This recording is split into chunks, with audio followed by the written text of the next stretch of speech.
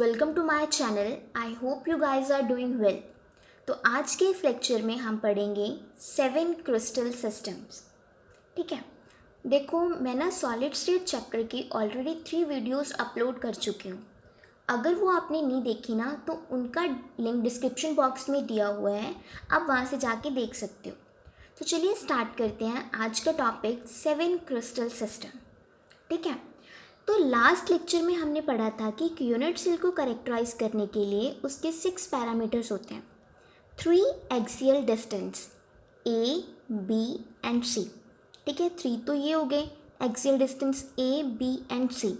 3 हमारे पास axial angles होते हैं अल्फ़ा, बीटा एंड गामा।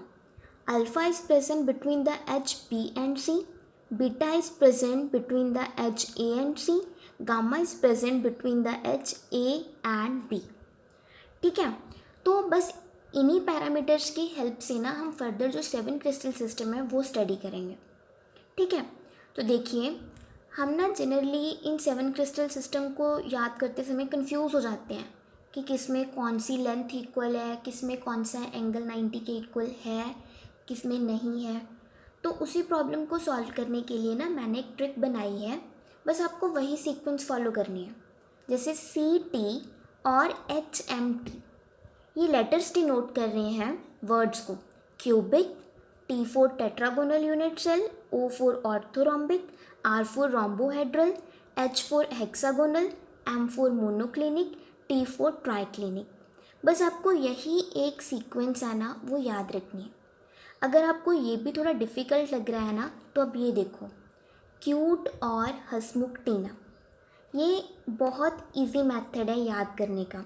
क्योंकि देखो हम सभी बच्चे देखते हैं है ना, तो अक्सर यही बोलते हैं ना भी कितना क्यूट सा, कितना हसमुख सा बच्चा है। तो वहीं से मैंने लिखा है ये क्यूट और हसमुख टीना, बच्चे को रिमूव करके स्पेसिफिक टीना नेम लिख दिया मैंने। अब यहाँ से देखो कैसे हम ये सीक्वेंस डराइव करते हैं। क्यूट से C और T है ना, और को लिख दिया एज सच। हसमुख से मैंने लिया H और मुख से मैंने लिया M। ठीक है, H और M, टीना से T, तो बन गया CT और HMT। ये ना याद रखो आप, बस यही याद रखो क्यूट और हसमुख टीना। अगर ये याद कर लिया ना तो ये वाली सीक्वेंस है वो खुद ब खुद आपको याद हो जाएगी। ठीक है, CT और HMT। देखो इसी सीक्वेंस में ना मैंने 7 के 7 सिस्टम लिखे हुए हैं। Cubic, tetragonal, orthorhombic, rhombohedral, hexagonal, monoclinic and triclinic, CT और HMT। ठीक है जी, देखो अब ये सीक्वेंस तो याद हो गया। अब नेक्स्ट बात आती है एक्सियल डिस्टेंस की। अच्छा, तो ये याद करने से पहले ना एक और इम्पॉर्टेंट थिंग है, वो क्या है कि जब हम क्रिस्टल सिस्टम स्टडी करते हैं ना तो उसमें एक होता है cubic, that is the most symmetrical unit cell. ठीक है, मोस्ट सिमेट्रिकल यूनिट सेल, जिसमें क्या होगा कि तीनों एक्सियल डिस्टेंस इक्वल होंगे और तीनों एंगल्स हैं वो भी 90 के इक्वल होंगे। ठीक है, क्यूबिक के केस में ये होता है मोस्ट सिमेट्रिकल। और एक होता है हमारे पास मोस्ट अनसिमेट्रिकल, वो कौन सा है, ट्राइक्लिनिक। ये होता है मोस्ट अनसिमेट्रिकल। इस केस में ना तो कोई जो डिस्टेंस है एक्सियल डिस्टेंस वो इक्वल होता है, और alpha is not equal to beta, is not equal to gamma, is not equal to 90। ठीक है, कोई भी एंगल है ना वो 90 के इक्वल नहीं होता, और कोई भी एंगल आपस में भी इक्वल नहीं होता ट्राइक्लिनिक केस में, क्योंकि वो मोस्ट अनसिमेट्रिकल फॉर्म आ जाती है ना। तो देखो दो तो हमने ऐसे ही याद कर लिए कि क्यूबिक जो कि मोस्ट सिमेट्रिकल है एंड ट्राइक्लिनिक जो कि मोस्ट अनसिमेट्रिकल है। इसके केस में सब कुछ इक्वल होगा, इसके केस में कुछ भी नहीं इक्वल होगा।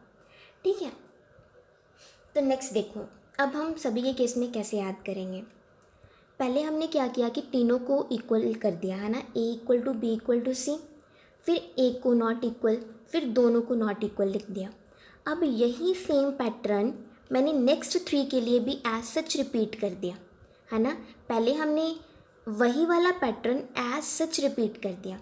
ट्राइक्लिनिक का तो पता ही है, उसमें कुछ भी इक्वल नहीं होगा है ना। तो एक्सियल डिस्टेंस हो गया, फिर पहले 3 के लिए रिपीट किया, वही सेम पैटर्न नेक्स्ट 3 के लिए रिपीट कर दिया। ट्राइक्लिनिक का तो पता ही है, उसमें तो कुछ भी इक्वल नहीं होगा। तो ये था एक्सियल डिस्टेंस को याद करने का तरीका। फिर है एक्सियल एंगल्स। अब देखो ये कैसे याद करना है। जो फर्स्ट 3 है ना इसको इक्वल लिखेंगे 90 के। Alpha equal to beta equal to gamma equal to 90, मतलब तीनों एंगल्स 90 के इक्वल, फर्स्ट केस में भी, सेकंड केस में भी, थर्ड केस में भी, है ना। तो 3 के लिए तो बिल्कुल सिंपल है।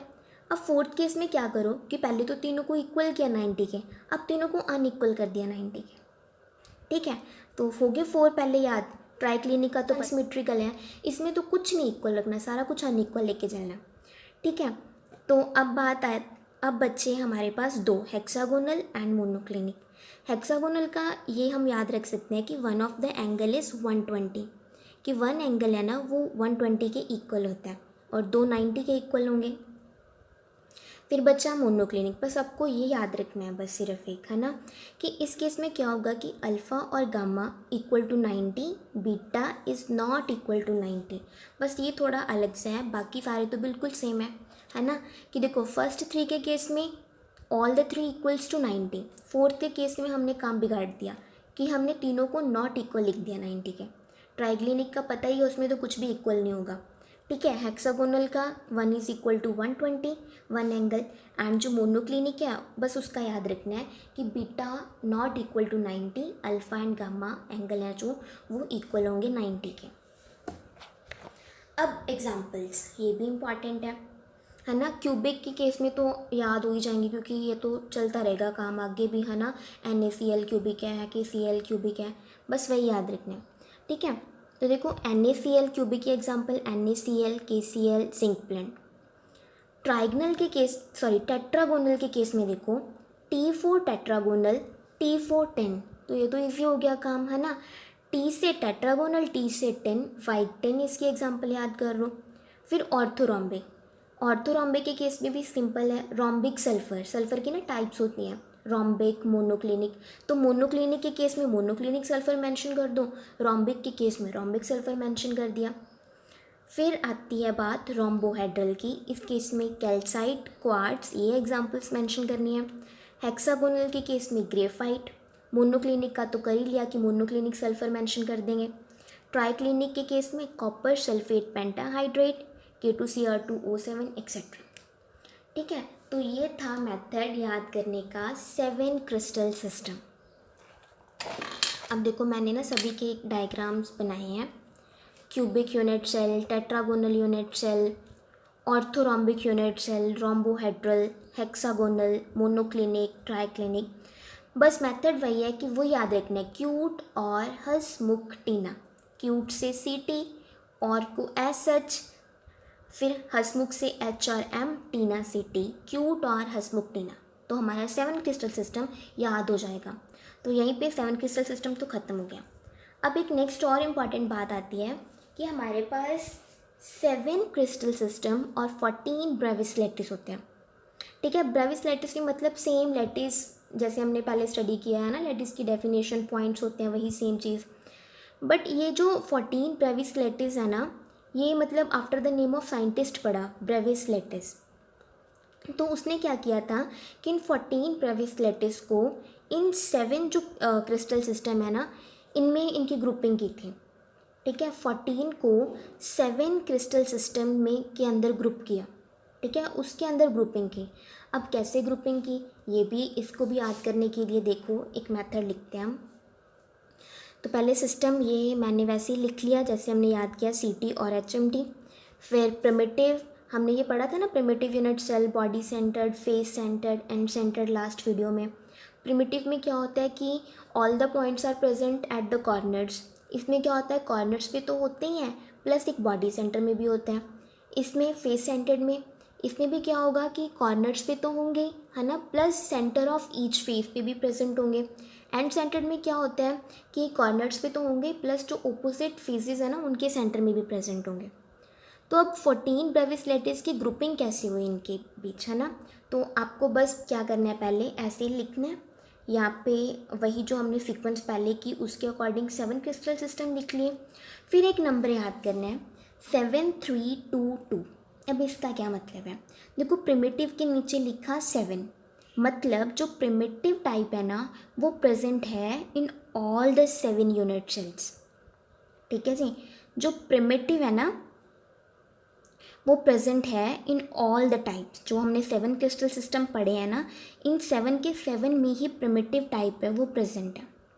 फिर नेक्स्ट है बॉडी सेंटर्ड, उसके नीचे लिखना है 3, जिसका मतलब क्या है कि जो बॉडी सेंटर टाइप है ना वो प्रेजेंट है फर्स्ट 3 क्रिस्टल सिस्टम में। ठीक है, cubic crystal system, tetragonal, orthorhombic. ठीक है, फर्स्ट 3 के केस में बॉडी सेंटर टाइप वो प्रेजेंट है। फिर नेक्स्ट फेस सेंटर्ड, ठीक है, इसके नीचे लिखना है 2। ठीक है, 2 का मतलब क्या है कि ये जो टाइप है ना ये सिर्फ 2 क्रिस्टल सिस्टम में प्रेजेंट है। अब लिखना कैसे है, एक के गैप के साथ, पहले में प्रेजेंट है, दूसरे में नहीं है, तीसरे में है, तो हो गए 2 पूरे। ठीक है, पहले में है, दूसरे में गैप, तीसरे में नहीं है। तो ये थी फेस सेंटर्ड जो कि 2 के केस में प्रेजेंट है। फिर एंड सेंटर्ड, इसके नीचे भी 2 लिखना है, ये भी 2 में प्रेजेंट है। ठीक है, यहाँ पे हमने 1 का गैप लिया था, अब नेक्स्ट हम 2 का गैप लेंगे। पहले 2 का गैप, फिर प्रेजेंट है, फिर 2 का गैप, फिर प्रेजेंट है ना। तो काउंट कर लो, 7 + 3 10 और ये 4 कितने हो गए 14। तो होगी ग्रुपिंग याद है ना कि जो 14 ब्रेविस लैटिस हैं वो 7 क्रिस्टल सिस्टम में ग्रुप्ड थे। तो कैसे ग्रुपिंग हुई है वो भी याद हो गया। तो ये बहुत इंपॉर्टेंट है क्योंकि कई बार क्वेश्चंस में पूछ लिया जाता है कि इनमें से कौन सी ऐसा क्रिस्टल सिस्टम है जिसमें 4 टाइप्स प्रेजेंट होती हैं, तो वो ऑर्थोरम्बिक है। देखो 4 टाइप्स हैं, प्रिमिटिव, बॉडी सेंटर्ड है ना, फेस सेंटर्ड, एंड चारों के चारों टाइप्स आ गए ऑर्थोरम्बिक में। तो आई होप ये जो आज हमने पढ़ा 7 क्रिस्टल सिस्टम एंड जो ब्रेविस लैटिस की डिस्ट्रीब्यूशन थी क्रिस्टल सिस्टम्स के अंदर वो आपको समझ आई होगी। Thanks for watching.